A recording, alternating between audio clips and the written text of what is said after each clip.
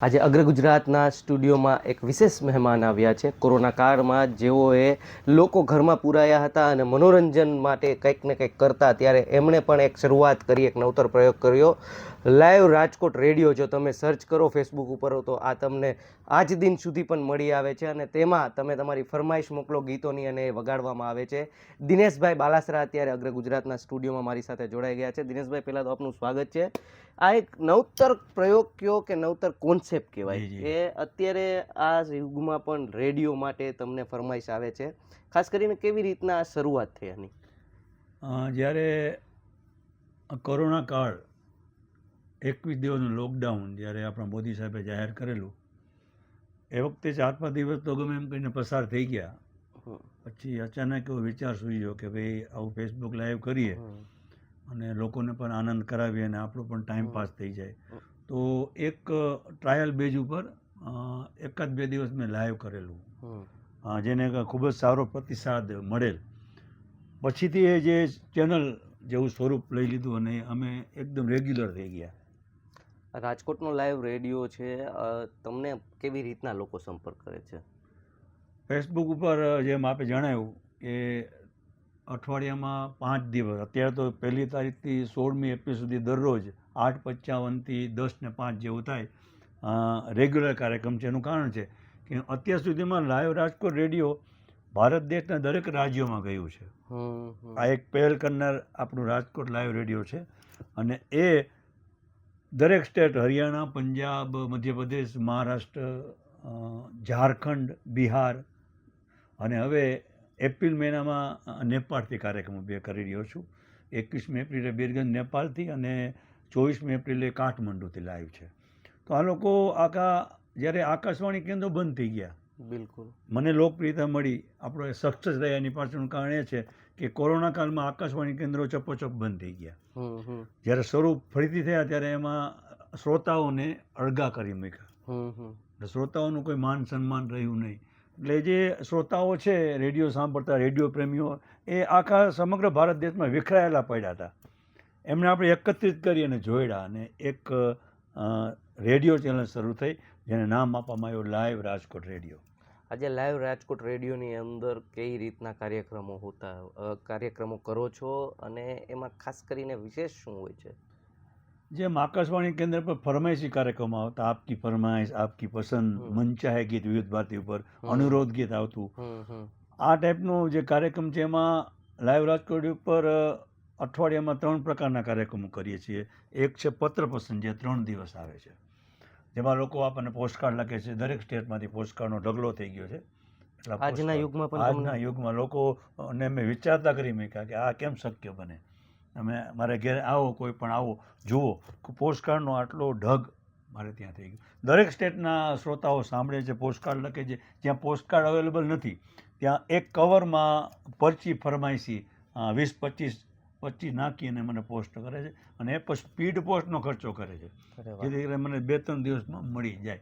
અને એક કાર્યક્રમ એવો હશે ઈમેલ ફરમાઈશ, એમાં કોઈ પણ એક વિષય આપીએ, કોઈ એક ફિલ્મના ગીતો આપીએ, કોઈ એક ગાયકના ગીતો માગીએ, સંગીતકારના, એક ગીતકારના.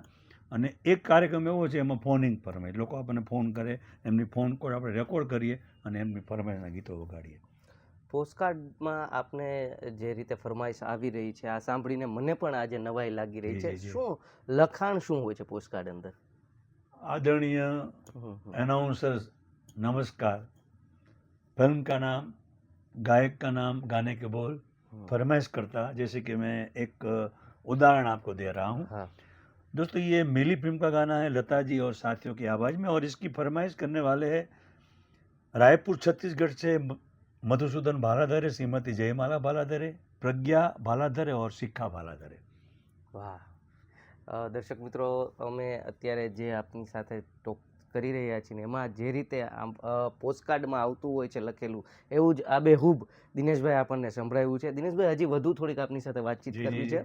આ લાઈવ રાજકોટ રેડિયોની અત્યારે રાજકોટમાં કેટલો ક્રેઝ વધી ગયો છે. રાજકોટવાસીઓ સંગીત પ્રેમીઓ છે, તો તેઓની પણ ફરમાઈશ આવતી હશે, અને ખાસ કરીને કેવા ગીતોની ફરમાઈશ?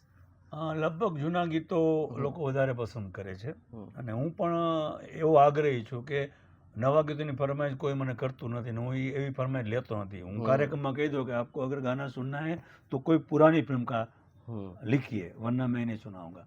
એટલે આપણે છે ને 50ની દશકના 60ની દશકના 70 ને વધીને 80 સુધીના ગીતો આપણે સંભળાવીએ છીએ.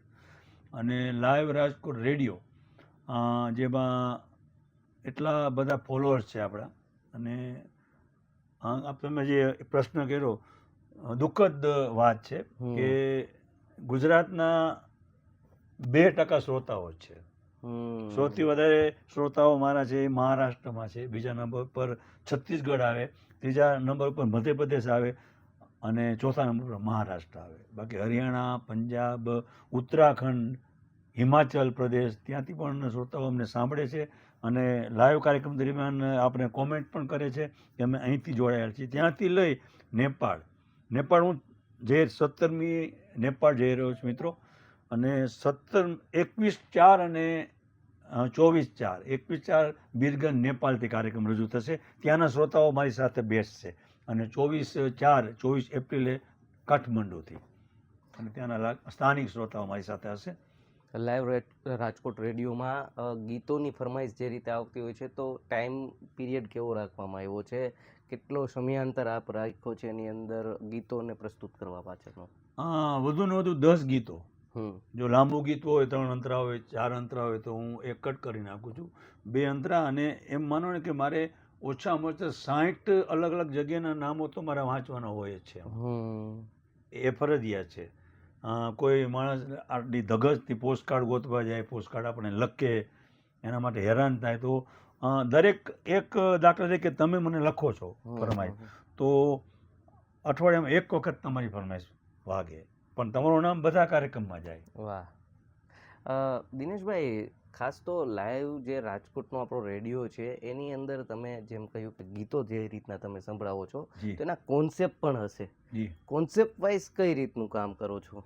જે વોટ્સએપ પર છે ને એમાં હું કોઈ શબ્દ આપું, ઓકે, યાર, પ્યાર, મોહબ્બત, દીવાના એવા શબ્દો આપું. શબ્દો પર એ લોકોએ મને વોટ્સએપ કરવાનું હોય. સવારના પૂરમાં હું 10 થી 12નો સમય આપું, એમાં જેટલા પણ વોટ્સએપ મને મળ્યા હોય એ હું નોટ કરું અને એના આધારે બહુમત ફરમાઈશ પર દીવાના શબ્દ છે એના માટે મને 20 ફરમાઈશ મળી હોય તો બહુમત ગીતો કયા છે એમાં 10 હું એનું ચયન કરું અને એ ગીત વગાડું, એમના નામો પણ જાહેર કરું. દીવાના શબ્દ આવે તો એની ઉપરથી કોઈ પણ કડીમાં દીવાના આવતું હોય તો પ્યાર દીવાના હોતા હૈ, અરે વાહ, હોતા હૈ, ક્યા બાત હૈ, ક્યા બાત એ મેરા દિલ યાર કા દીવાના. વાહ, આ રીતે ગીતોની લોકોની ચોઈસ હોય છે.